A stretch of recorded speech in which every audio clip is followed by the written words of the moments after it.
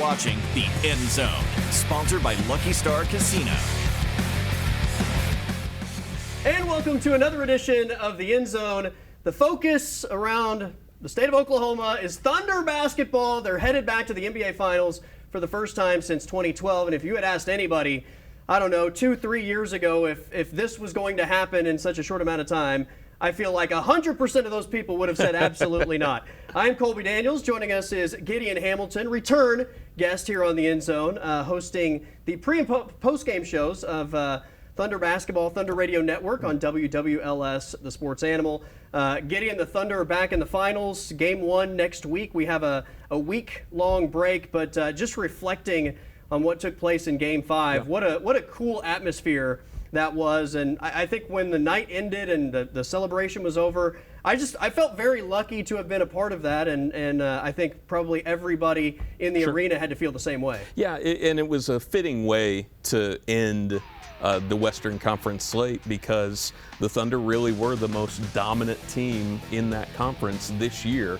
There wasn't really anybody that you could point to at the beginning of the playoffs where you said, okay, maybe this team can give Oklahoma City some issues. Maybe there's a couple of matchups that they might have trouble with, but there really wasn't anybody where you thought they would be in trouble if you played against them. And the way that they played against Minnesota is really indicative of the way that they played throughout the season. Being disruptive defensively, being really aggressive, and turning defense into offense. And it's been a championship formula so far. Obviously, SGA won the MVP in the regular season. He had a couple of clunkers in the postseason, right? I think Game 1 against Memphis was kind of a weird game for him. I don't know that it was a clunker. It just didn't feel like it was MVP SGA. He had the 14-point performance in the blowout of the Game 3 in the Minnesota series, 14 points. Everybody fell short that night. But outside of that, he has been fantastic and feels like he's facing this playoff run the way that you would expect an MVP to face it. He seems like he's a playoff veteran. The big question, I feel like going into this postseason, were Jalen Williams and Chet Holmgren. What were you going to get out of the other two of the big three? And there was a point in the Denver series where people were asking the questions and starting to make off-season trades. Right. And, really since that point, those two guys have been phenomenal, and both of those guys were phenomenal in this series for sure. Yeah, they both turned it on, especially Jalen has really risen to the challenge. I think there were a couple of things that were sort of not controllable for him in Denver, just missing some mid-range shots that he normally hits. In Game 7 when he got on track early, it felt like he sort of unlocked something. And the other thing about Jalen, just like the rest of this team, is he really feeds off of the opportunities to finish on the other end after he makes a stop. And so I think defensively he's really raised his game, and in turn it's kind of paid off for him on the other end too. It's been funny throughout this series how many times I've gone back and I'm watching the game, and there's been so many moments where like Chet has either a big three or like a rebound or a block shot, and it's not something that you feel like over the course of the game you're just like, wow, Chet Holmgren is absolutely killing it. He has had games like that, but every game that I've watched back, I've noted how many impactful plays he ultimately makes, and whether maybe it's a big finish offensively, but he has really impacted the game over and over and over. And again, maybe the numbers don't suggest that he is an all-star or a superstar, but his impact on the game is certainly felt, and he is playing like a member of a big three. His situational awareness is really, really good. Like what you said, he's made plays in critical times, and you don't do that without being in the right positions defensively and offensively, and that's where I've seen a lot of growth for Chet over the last couple of years. And when you can do that in a big spot, you've got a lot of value to your team, and I anticipate he does that a little bit more in the future too. They in the postgame after Game 5, they had mentioned that was maybe the best first half that they're capable of playing. Part of me agreed with that because there were, the suffocation of on-ball defense was off the charts great. It's just fun to watch teams play with that sort of intensity. Simultaneously, the Timberwolves early in the game had a lot of the same wide open looks from three that they had in the game before that was a nail-biter. They just didn't go in on the road like they go in at home. And I think McDaniels was like 0 for 6 in the first 3 minutes of the game. But Minnesota just missed a bunch of the same shots that they hit the game before, and then it just sort of snowballed. But the on-ball defense was off the charts great. The Wolves, primarily Julius Randle, I said this on the air the other day, Julius Randle was created in a lab to be defended by the Thunder. He just has, there's no sense of what's going on around him. It's kind of like if you were asked to show somebody or perform basketball on Broadway, and you would use, jab steps, and you would, there would be the gap in between the defender and you, and this is what you do. And there is no bargain like that against Oklahoma City. They are not going to give you space in order to try to do what you do and defend you that way. And the Wolves were an excellent matchup for Oklahoma City, kind of like Memphis was in that regard, where they don't respond well to you being in their airspace. And Oklahoma City has made, I think, every team in the league uncomfortable at some point in time during this season. Yeah, and they certainly wilted down the stretch. Before we take a timeout, I got to get to Shea's comments after the game. He really stressed the point that he wanted to get this done on the home floor so that the Thunder fans could partake in the celebration. I wanted the fans to be able to enjoy the moment with us. I wanted them to be able to see it unfold in front of their eyes. I wanted them to be able to celebrate tonight in our building, go home, get drunk, whatever they do. I wanted them to have fun with the moment, and it was good. I just wanted to make sure that, like, above all, I could give my energy and my effort to try to give these fans what they deserve. Go home, get drunk, whatever they do. That's what I want for the Thunder fan base. I absolutely loved it. All right, let's take a timeout, and we've got Nicole Mendes talking Women's College World Series and Oklahoma's walk-off next here on the End Zone.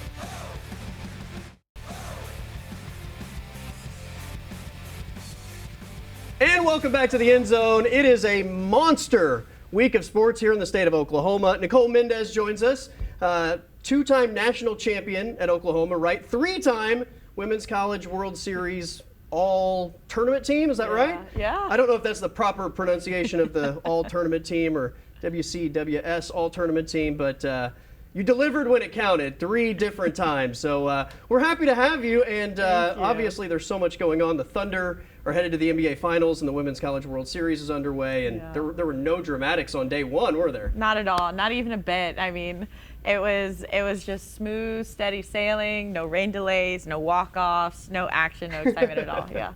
I want to get your take on what it's like now being in the broadcast side of things and going to this event that you have all these different fan bases. The energy is always just off the charts awesome. You're not actually game on the line, stepping into the batter's box, but what is just your perception of the event now from the other side? I think the biggest thing that I've seen is just the amount of fans that come in and stay throughout the whole week, because this is a week-long tournament, right? And typically you'll see Friday, Saturday, Sunday be the big days, but now you look at day one, opening day on Thursday, in the middle of the day, and it's jam-packed. And you're going to see that throughout next week. You'll see it into the Champ Series. So just the crowd and the energy that it brings is phenomenal. And I got to tip my cap to Thunder. I remember watching them come out after the game, and the crowd was electric. Everybody was screaming. It was chaotic. Wild. And so I feel like some of those Okies, they brought that energy into the World Series opening day. Yeah, opening day was awesome. And for Oklahoma, they've been there before, right? This group, not necessarily so. So many new faces on this Oklahoma roster, and yet once again, it's like rinse, repeat. Patty Gasso has this group locked and loaded, and I was shocked yesterday that there were people actually leaving in the 7th inning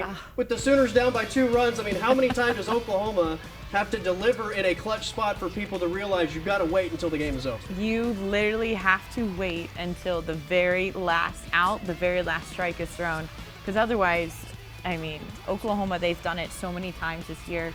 Not just Oklahoma, so many teams this year, so many games have been walk-offs. We saw another one later that night, but being able to stay until the very end, that's where you're going to get your best action. You don't want to miss those end of the innings. So it happens year after year after year. So it blew my mind that there were people leaving. Maybe it was weather induced and people wanted to get away from the storms, but it was a wild finish for Oklahoma to come back and beat Tennessee. And I know Patty said afterward, you lose that first game, it's nearly impossible to climb your way back to the championship series. Yeah, I had to do that my senior year, and that was a grind. It was great as a senior to get all the softball in, but that was a grind to be able to finish that and come back the next day and the next day and play a lot of games and a lot more games. You're just exhausted. And so for this Oklahoma team to be able to get the first one, man, you get an off day, you're smooth sailing. This is where you want to be. For a group that obviously a lot of newcomers on this team, it's got to be a giant confidence lift the rest of the way. I don't know about confidence lift, but it's definitely, like I said, you get the off day advantage all the way. Advantage Sooners. You have to be beat twice to be able to get through into the Champ Series. Oklahoma, they just have to win a game today, a game tomorrow, and that's the way that path is laid out whenever you win. So much easier, a little bit less stressful as well with the double elimination in the tournament. So Oklahoma's put themselves in a really great spot. What stands out to you about this Sooner squad and I guess what their ceiling could be? Scrappy. I mean, they're so young, they're so new, there's a lot of fresh faces. They're scrappy. They are tough whenever it counts. Bottom of seventh, two outs. Right. I mean, come on. And they're very, very young, and being able to be seasoned and tested the way that they were first year in the SEC, that's a gauntlet. So being able to be young and tested that way, and then they continue into this World Series in their very first game, what are they doing? They're being tested, and they come out victorious. I think that's going to be the secret to the rest of this World Series, is be tough, be gritty. In the finale last night, obviously UCLA had a walk-off as well. I kept hearing Bruin Magic over and over. Like, you need to intervene and let everybody over there know that I think that's trademarked. Whoa. What are we you doing guys settle here? down. It's Sooner Magic and it's the Bruin Bubble. I think There you go. those There are you the go. two, I think the two phrases that we commonly see thrown around. So I don't know if something magical was going on in Oklahoma last That's right. night. That's right. All right, we've got to take a timeout. We're going to put Nicole in the hot seat. It's a baseball or softball edition of Moving the Chains next here on the End Zone.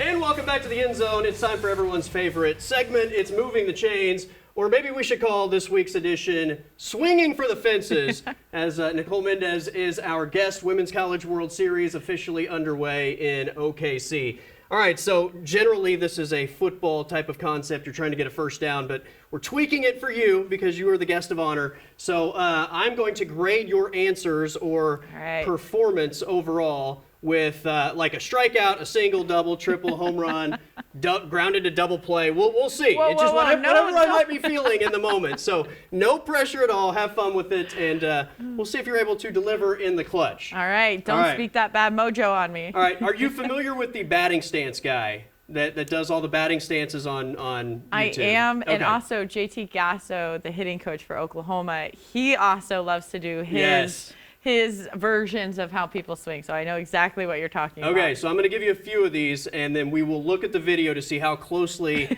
you are able to do these batting stances and swings. Perfect.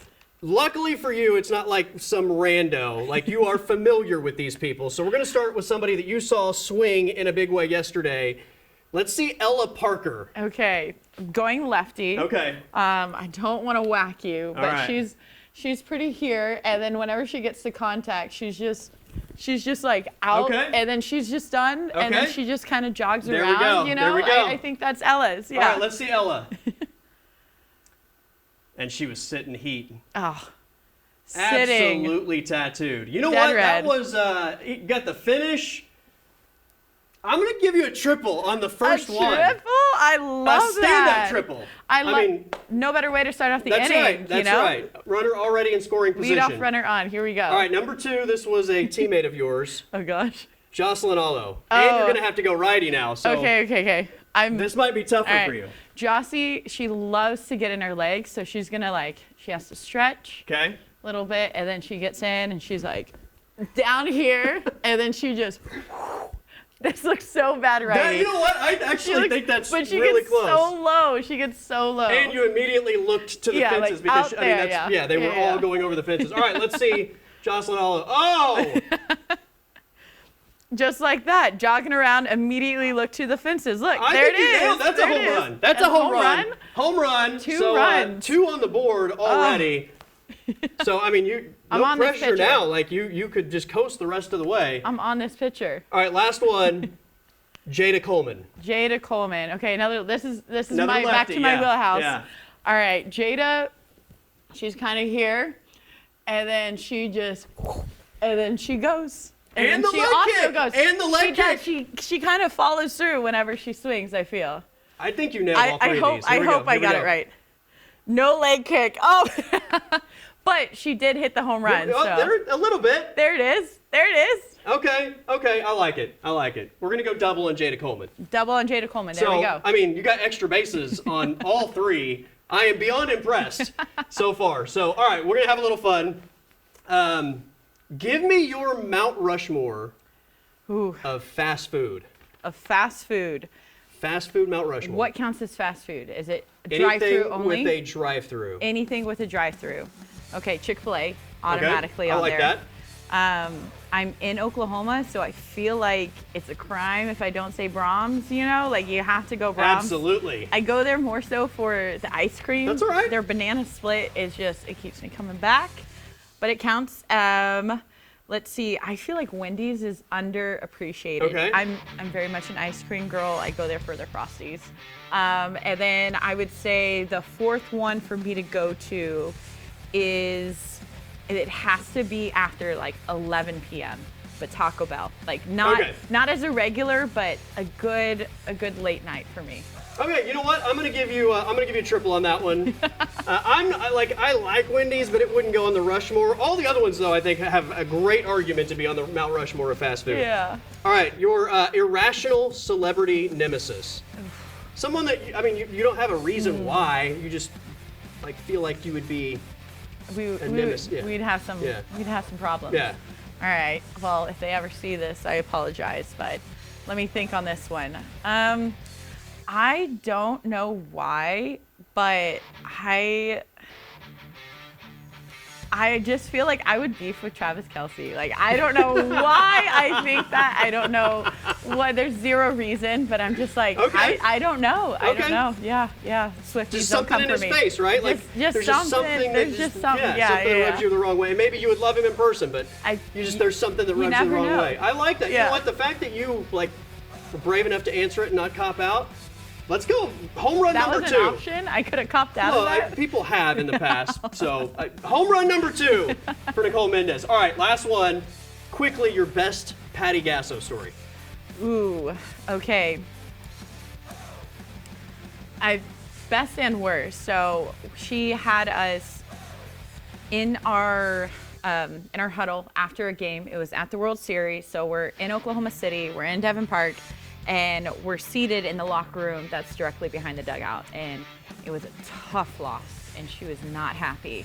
And so she's talking, and there's a water bottle, and goes, and it sprays, and she didn't know the lid was off, and it sprays everywhere. We're like, and so repeat to the next day, because when you know what happens whenever you lose. So we're there in the same position. We won, and the next day, and it was an ugly win, but we won.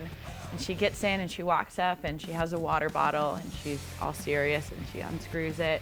And then she looks at all of us and then she screams and she starts spraying us. So that was like that was a fun, okay, this was really bad. And we're like, oh my gosh, is she really mad again? And then she celebrates with us. You get both sides of the championship coach right there, bringing you back in and then celebrating the victories. Absolutely. That was awesome. I'm gonna give you a triple on that one. So you nailed it. You were exceptional. Hitting 1,000. In swinging for the fences. Yeah, so absolutely. Absolute batting average way up there. Future Hall of Famer right here. Nicole Mendez joining us on Moving the Chains. All right, we're back to wrap up the show next here on the End Zone.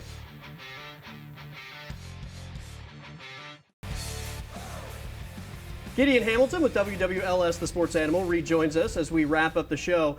Thunder are in the NBA Finals. Their Eastern Conference opponent is to be determined after the Knicks were able to take Game 5. Is your view of how the final series goes significantly different depending on whether it's Knicks or Pacers? No, not significantly. I think they both provide their own significant challenges. Both teams' wing defense is really, really good. That's going to be something that Oklahoma City has to deal with. They've got really talented playmakers. Indiana can put together lineups that you can't necessarily hunt guys down. I think New York probably doesn't have that luxury, especially if they want to play, two of the best players in the league, Jalen Brunson and Karl Anthony Towns. You want those guys on the floor to give you the best chance to win. Yeah. However, when they're both out there at the same time, you can kind of work some defensive matchups in your favor. I really like the Thunder over both. I do think the Knicks are a significantly easier matchup. I think Indiana's shooters potentially could have a couple games that make the series go longer than New York, but we'll find out. Game 1 next Thursday night at the Paycom Center should be a ton of fun. Gideon, we always appreciate you joining us. I'm Colby Daniels. Everybody have a great weekend. We'll see you next week on the End Zone.